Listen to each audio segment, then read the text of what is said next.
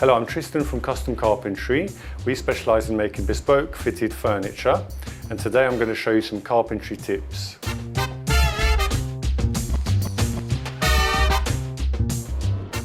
Okay, so I'm going to show you today how to use a spring clamp. I've got two different types of spring clamps here.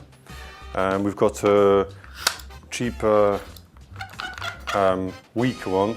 This one's more heavy, and it's also more heavy duty. So you might use a spring clamp to clamp a piece of wood to a bench. So if you want to do some cutting, it's very difficult to hold it and cut at the same time. So it's very good to have a spring clamp like this. And you just, you open it up by releasing the spring over here, and you can pull it in and out. And then when you let go, it locks it in, and then you can squeeze this, and that really gives the final pressure. So if I open it up, put it underneath the desk, release the spring, push down, and then it's more or less in place. And then I use the handle at the back to squeeze. Then I squeeze it really hard, and then now it's nice and tight. So that makes it a lot easier to start sawing, for example. The other clamp is the same thing.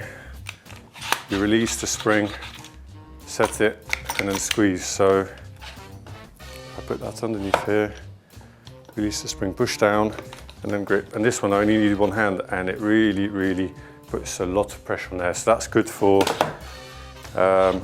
doing more complex things than just holding pieces of wood down, like holding two pieces of wood that you've just glued, or holding a box together that you need to screw and glue.